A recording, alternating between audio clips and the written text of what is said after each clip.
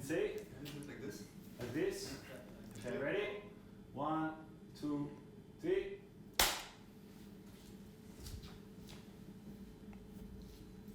Hey, Cristiano. Hello. Your project has gone as the newest family member of Bernd's label. Yes. Yeah. Yes. Quite happy with that. How does it feel for you? How does it feel? Well, for me it's awesome because I came here for this to happen, really. I moved to Berlin because of the music, and I wanted to play here, and things are going greater than I thought, really. That means you had an eye on Aufnahme Wiedergabe for quite a while already? Yes, you no. had connections before you moved to Berlin? Yes, no. I knew the label very well. I listened to a lot of artists from that label in Argentina, and I never imagined that I could be part of this, really. It's just like, I don't know, like that stories that someone told you that things happen like in a fantasy. So I don't know, it's great. It's just a year and a half since I'm here, and I played a lot, and I don't know, things are going really well, really. So you also did a remix for Mu and Manos? Yes. Friends of yours? Yes. I know Tomas and Carmen since a lot of years. I played in bands with Tomas like 17 years ago, and he was one of the persons that told me that I had to move here once. He was in Argentina, he was on tour with Mu and Manos, and I played live, and he came to my gig, and when I finished, he said to me, no, you have to move to Berlin. And so I left everything. I left my house, my dog, my car, my girlfriend, everything, and I bought a ticket, and I'm here. He was right. So he kind of invited you to Berlin. What did he say? What was his thing to bring you over? No. He said, that the music that I was doing at the time was that people may be interested in my work here in Berlin, that it was like the time to move, because I started doing this kind of music in the last 3 years. Before that I played bass and sang in a duo that I had. And then I played guitar for many years, and I did a little bit of electronic music, but more ambient. And I don't know, it was like things were going like really quickly. I started playing there, and my second gig was on one of the most important venues in Argentina, in Iseto. And I don't know, things happened much more quickly than when I played in bands.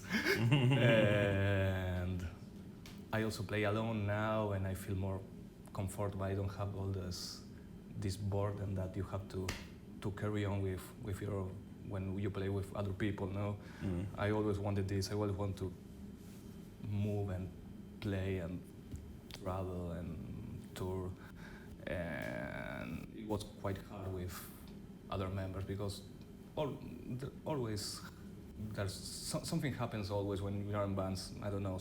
There's always a drug addict, the guy who doesn't show at gigs or rehearsals.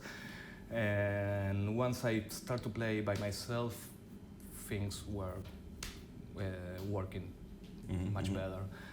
And I came here really focused. No, it's like the first time in my life that I really wanted this to happen. I wanted to come here to play, to be on a label, and I arrived here, and like in the first month I start meeting people like Josh and Philippe, and I don't know, I think we're just going naturally, yes, happening. Yeah, so I'm super happy really to be here. I heard you started to play the guitar quite early, and you were practicing to a lot of thrash metal albums. Yes. Well, I always say that thrash metal is How like did that happen?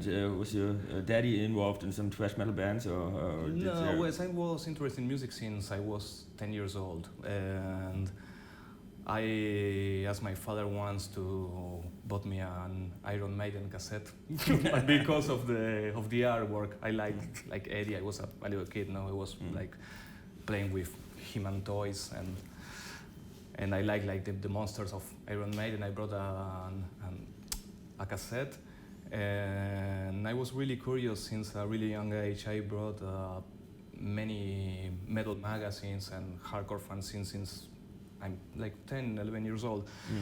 And in a skateboard magazine, once I saw an interview of suicidal tendencies, so I brought that cassette, and well, I got hooked on hardcore really quickly, and then thrash metal, grindcore, and that was like my main interest in music when I was a little kid. Then I discovered bands like.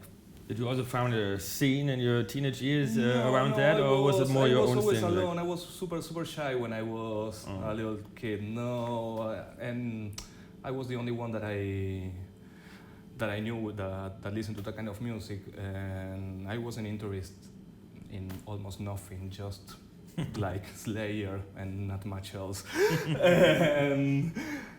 and so all my teenage years I spent it playing guitar along with albums alone in my room, and I started playing in bands in my 20s because I was really shy.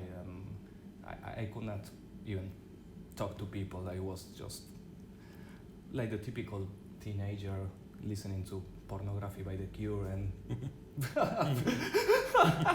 so I started to play in bands in my 20s. But that also means you are used to do something alone, so you coming more back to this now with your project. Yes.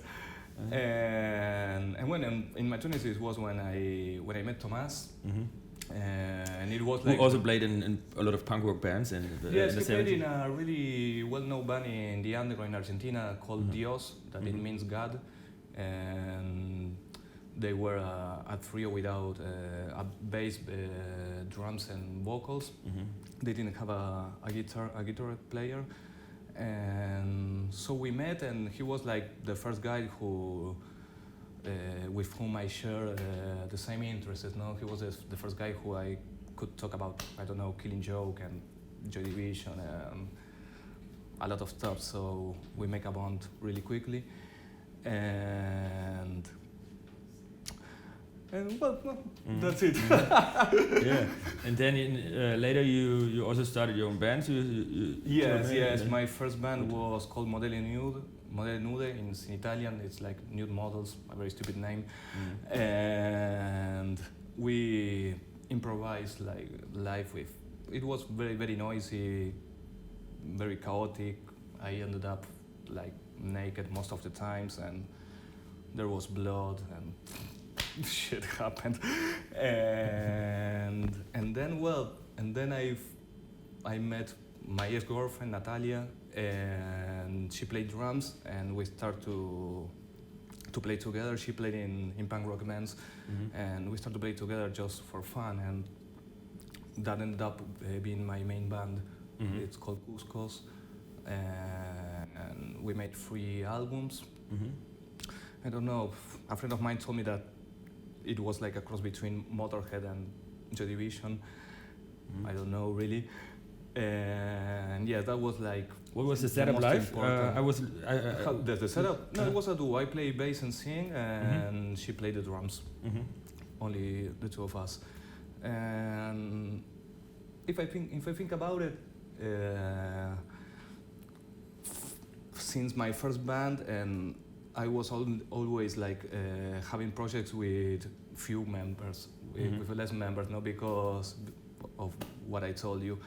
And I started to sing because I didn't want to look for a singer, and I started to play bass because I didn't want to look for a bass player. And I always learn how to do things to not depend on other people. And I started to do this because I played in a band called Orden with other two friends of mine, and we were going to play in Peru. And 2 weeks before going, the drummer decided to leave. So we were like, I played the bass there, and there was a guitar player and a drummer. So the drummer left us, and I had an idea to bring all the music to the sampler. So I started playing with my other friend Walter, just electronic music when we went to Peru. And then I realized that, okay, but I don't need anybody. I can do this for myself. So I forgot about form bands again, and I started to play by myself, and everything's going much better. Yes. It was a good decision. Well, So the whole thing that you started to do more electronic-based music, or completely electronic music. What was your first influence in that? My first influence? Well, in 1996, I went to the record store where I always brought albums, and I said to the guy, give me something that has nothing to do with the stuff that I usually buy here. And he gave me I Care Because You Do by Aphex Twin. So I went home, I put the album, and the first time I listened to it, I hated it. But the second time I fell in love. It was just like instantly. And then, well, that was important, and I started listening to albums by Warp Records, like Boards of Canada, Music, I don't know, Future Sound of London, that kind of stuff.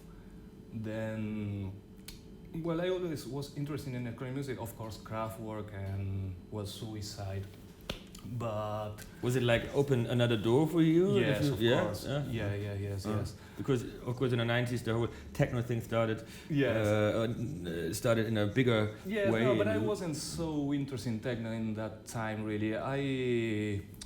The first like techno album that I listened was like 1996 or 1997. It was Polygon Window, Surfing on Sideways, Aphex Twin, also Richard James, and then I went to the first techno parties that I went was like in 2007 with an ex-girlfriend that she loves the style, but I never got really into it. So you more listen to acts and to full albums out of your habit of a rock and roll guy. Yes, but I get really interested in techno because of it's weird, but because of Napalm Death, but because the drummer of Napalm Death forms Korn, you know, and well, I loved Korn, and then like looking for information, I found out that Regis and Sorgion started making music because of Mick Harris, this guy, the drummer from Napalm Death, that he teach them how to do electronic music. So I started listening to them, and then I discovered Downward Records and all the Birmingham scene, and it comes from it really. You know, so I got interested in techno because of grindcore. It's not the usual way, but that is that how it was. And then, well, I don't know, things like Orfix or I realized that, but I realized no, I found out that most of the artists and most of the techno musicians that I really like had a background on post-punk or dark music from the 80s. So I realized that, okay, yes, this is probably how I feel that was something much more darker or noisy, and that what got me into this kind of music really. No, I think that the music of the last 10 years in techno are much more interesting than what happened before, really. No. Because of the mix up of different styles. Yes. I really like it. I really got into techno when I discovered the mixes of style of like industrial or post-punk, and that was really got me. And also, well, I like bass music. What I like about techno is that I can put like all the influence that I got. It could be noisy. It could be played like with dub techniques that I also love. I listen to a lot of dub, Lee Perry, and that kind of stuff. And all the things that I like on music, like the sheer power, the noise, like it could be psychedelic. I can put all that elements into what I do. So, and if you think about a real wave, it's also like a thing for the body, like a punk rock concert. I mean, punk rock concerts are short and a techno really wave is powerful. more like for I found all long distance, but I found in this, I don't like to use the word scene, but things are like very punk rockish in a way. No, like the independent labels, the way that everything is, I don't know, the way that people move here, it's like, I found something really similar to what I found when I was a kid in hardcore or punk rock. So for me, it's quite the same, really. No, it's the same. It's just another kind of music, but I don't know. Tell us a little bit about the nightlife habits of yourself in Argentina. So you were, before Berlin, you lived in Buenos Aires, right? I live in Buenos Aires, yes. I was born in Brazil, but I live all my life in Buenos Aires. So is there, I mean, here in Berlin, 90% or 80% it's all about techno music or electronic music. And how is it there? You have a lot of music clubs or for live music? Or No, it's not like here, no, obviously, but there's a strong scene there are many people doing this kind of music, there are many parties, but it's something that I discovered in the last few years, really, in the last 5-6 years. And before that, I always went to concerts and to gigs, and I'm like a night kind of guy. Since my first concert was when I was 14, I went to see Sepultura with my father. That makes sense. Thanks. And then I always went to gigs. I love the night, really. and all that happens there. It's like I was talking to my father like 2 weeks ago, and he told me that in the 70s, he said like, the night is my office, and I said, fuck man, I just say the same thing. It's like my social, my social environment, all the things that happen in my life. All my friends are related to music. They're all musicians or I don't know, have record labels or do films or do whatever. But everything happens in the night, really, for me. Yes, I woke up at 1-2 o'clock. For me, this is like early morning, and it's 2 in the afternoon. But yes, so, I'm a nightlife kind of guy, really. And did you find anything good in the nights of Berlin already? Well, for me, this is the best place in the world. By night, just to put it short. Yes, it has like, I don't know, everything I felt in Buenos Aires, even though I love the city, I felt like trapped in the last years. No, I feel much more comfortable here. I arrived and I don't know, since day one I feel like home. I live in Buenos Aires, I went to Berlin, I've been there 10 days because I live in Barcelona. I went to Berlin, I said no. I went to Barcelona because I lived there 4 years, many years ago. So I went there for 10 days and then I took a bus and came here, 33 hours of bus. I arrived like at 10 p.m. and 1 hour later I was in Bergheim. So, and then I went to Suicide Circus and I arrived home totally fucked up in the afternoon.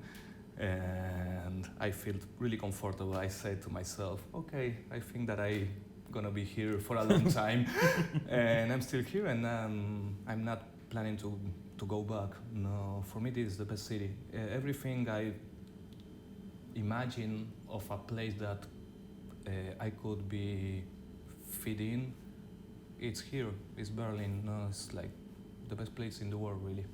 Of course, we have a special situation right now. All the clubs got shut down. Yes. And how was it for you the last couple of weeks to have this different vibe in the city? You see.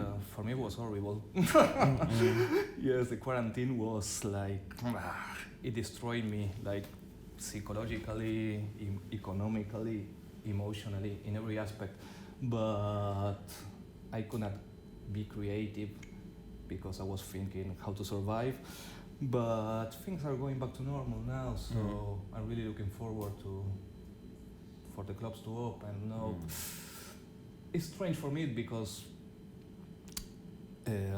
everything that I like about life is like shut down. So I'm just getting used to this new life, but I hope it ends soon, really. I don't think it will end soon, but let's hope. Yes.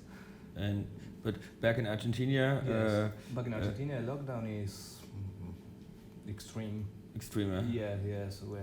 We are very lucky to be here. Really, they are on the 100 days of lockdown, and police on the street. Everybody's going crazy. No, here is much better. Really, here is much better.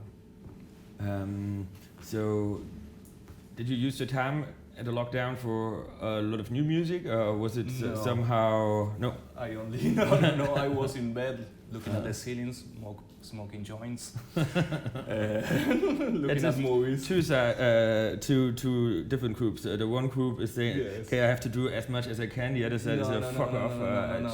I didn't do anything. I just wait, and I'm making more things now, really. When everything comes back. Yes. I start to work again. So, and in the few hours that I have free, I make more music now than in the lockdown.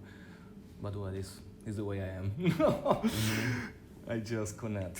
I was really worried in the lockdown. I didn't know how things were going to develop, so I was worried. I didn't know what was going to happen, really. No. I remember the last post I made on Facebook in December the last year. I wrote that 2019 was the best year of my life. It's true, and this year will be even better. But I could not imagine a pandemic. But yes, no, I feel fine now. It's okay. Everything's okay. Things are going to be better. Yeah, for sure. So, Aufnahme Wiedergabe gonna release an EP this year? Yes. Of Ice Gun? Yes, this year, I think. How many tracks and how did they happen?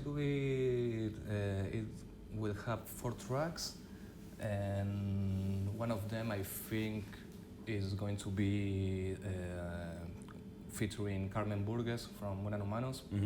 She's going to record some vocals, and I don't know, for me, it's like the best. I just can't be more happy. Of course, you're waiting for Blame Them Live. What? Sorry? Of course, you're waiting for Blame Them as much as you can live. No. It's the thing I will love. It's the most important thing for me. For me, playing live is like the best moment. No, like everything I do really is in order to play live. I just love what happens in that moment, and I always played live all of my life since all of my life now, half of my life, 20 years. I'm used to that. I play like once or twice a week minimum, so really I have the urge to play. Yes, I love what happens when I'm with the machines, like improvising. I don't know what's gonna happen. I love to see the energy, the vibe, the people dancing. It's like, for me, it's the perfect moment. Did you watch a lot of streams? Because everyone is streaming since months, and just No, as an. I didn't do anything really. No. No, I had one opportunity, but I don't know, things were not going really well with sound, and for me there was no point to do that if the things doesn't sound good. And no, I don't know. No, it's not the same for me to play like at home, alone. I just don't. Things are not. Things doesn't happen in the same way when I'm in a club playing, really. So I didn't do anything. No. Like music was like on stop for 2 months. Yes, I didn't do that much. I have a few tracks now. I did a couple of remixes, so yes, things are going well, but yes, like going well for this situation. But I'm really looking forward to play live again. Yes. So if you're looking back to your best year of life, what was the best set of your life? The best set? Yeah. Well, my last gig was in Poland, and it was incredible. So I don't know. Everything. Where in Poland? Fuck me. In Warsaw. Warsaw. Yes. And yes, everything was like going perfect. You know, when you just press the buttons or move some filter, and everything is like, oh man, this sounded so good. And it's not always like that, but yes, for me it was like the best gig, the last one. But it was the best. And well, I played here many times in the Urban Spray, and also I had many good gigs really. And your best night at Berghain last year? My best night in Berghain? Or too much? No, was well, I saw Surge on live, and it was incredible. I don't know. I really like his stuff, and I don't know. It was really good. And then, well, I saw another day. I saw a close from Freddie K. Really good. I left at like 1 p.m. on Monday, and it was unbelievable. He ended up with Devil's Dancers by Oppenheimer Analysis, and to listen to that song on a really big sound system was like magical. And then what else? Well, I saw Orfix, really good. And every time I go there, I had a really great time. I like the fact that before I went, people told me, no, you have to go to Berghain, it's so special. And for me, well, this like many people I think would say the same, but it's not just a club. It's like, and I saw this in many places here, that then the nightlife here, or like the clubbing, is not just people who go and dance. It's not it's like a really social environment. I don't know if I'm explaining myself very well, but I found like it's not like anywhere else really. Here I go to a club and I always met a lot of people, and I have interesting conversations and things happening. It's not just, okay, let's go and dance. It's something else. And it's something that I just found here. I've been in many cities, and I just found it here really. It's maybe out of the history of Berlin techno clubs that they always had a lot of people, like everyone included, like different kind. Was always like this. Yes. Everyone went there and got welcomed. And maybe it's this like, what you like. I feel like yes. I felt this way in Berlin. I felt like I was very welcome. No, Well, Thomas told me that there are many people that Berlin could spit you out or hug you, and he saw that Berlin just like hug me, and this is the way that I feel. Like, I don't know, I never felt I never felt like this really. I was always like I thought that I was like a depressive kind of guy or sad. I was being like sad or depressed or angry. No, maybe if you saw me, you just could not figure out. But I was just like something was bothering me my whole life. And when I arrived here, I didn't feel like that anymore. So I realized that it wasn't me. It was just the place that where I grew up. But what do you think? What was it? The pressure you got from the people around you, the daily living problems you had there, in Argentina? Yeah. It's in Argentina you always have this pressure to survive. It's very difficult to earn money. You know, you have always to be careful because you don't know what is going to happen the next day. Maybe things are not. Things change all the time. Maybe you are in a comfortable position and the next day the president says something, you're fucked up, just like this. This pressure to be like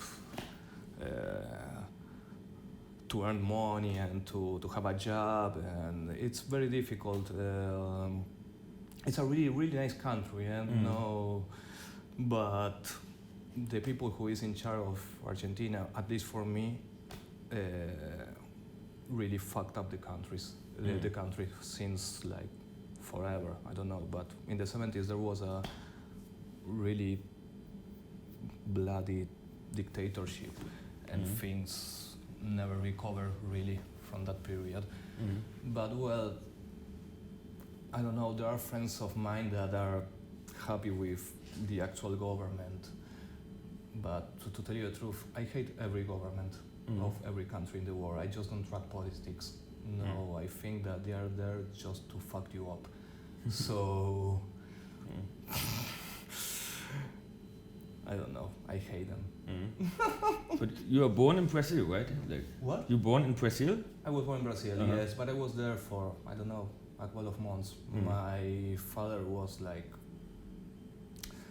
I would not say a hippie, but he's just like me, but 4 years older. No, he likes to go out, to party, and well, he met this woman, my mother. They had a son, but I never saw them together. And they split when I was like a little baby. And my father always lived in Argentina. My father is Italian. He went to Argentina in the late 40s, I think, or early 50s. And well, during the dictatorship, he went to Brazil. He met my mother, they got me, and then, I don't know, 1 or 2 months later, I was in Buenos Aires, so I don't know anything about Brazil.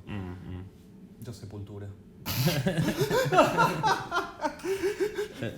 Did you go there at some point? And Yes, I went to Brazil when I was 5 years old, but it's a weird story because I was living with my father, my aunt, and my grandma. And one day my mother took me and she said, "Well, I'm going to be with Cristiano today, I don't know." And she put me on a plane and she bring me to Brazil again. My father didn't know anything, and I was there for and I was there for almost a year. kidnapping almost. Yes, almost kidnapping. Yes. And then, well, my father, he was like, he got information from friends and stuff, and he went to Brazil. And one day he woke me up in the morning and he said, "You want to stay with me or you want to stay with your mother?" Oh my God, it's like in a movie, huh? Yes, yes. And I told him, "No, I want to go with you." And he put me on a little van, a Volkswagen, with a friend of him that he died. He overdosed. He was a dealer and he took cocaine and he died. And we went to a couple of shitty hotels all over Brazil, and we crossed the border. My mother is black, my father is Italian, so I was a little bit more darker when I was young, and he took a taxi with a black man, and we crossed the border, saying that I was the son of the cab driver, and my father was in the back. So we crossed the border, and then there was a big trial. No, you said, and my father almost go to jail, but he could show that he was a good father. So I grew up with him, but. Yes, no, it's like it's like with a good decision, huh? You think? Yes. Can feel it. Yeah. It's a weird story, yes, but he had the guts to do something like that. So I'm always grateful with him, and I also love my mother. No, I'm not angry with anyone. My mother was just like me, and she was young. She had a baby, and okay, now I'm here. I imagine that if I had a baby when I was 24, maybe I could not give him what he needed.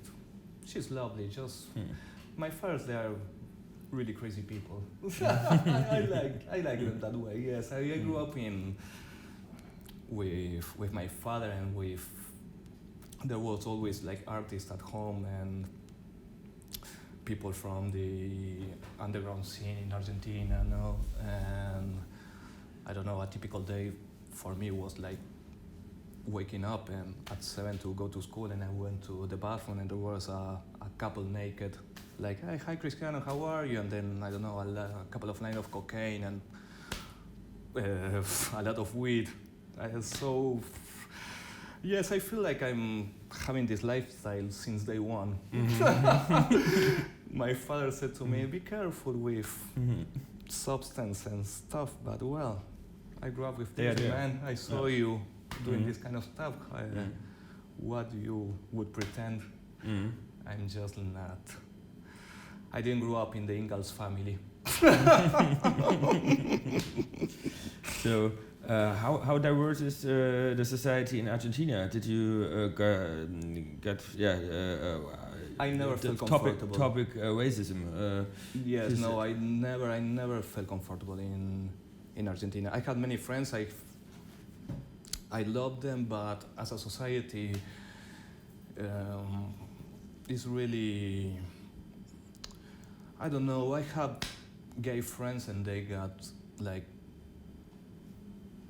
A friend of mine got punched on the street just to be gay, or if you are not like a normal guy, someone is pointed at you with the finger, like, "Oh, you're this or you're that," and everybody is like, I don't know.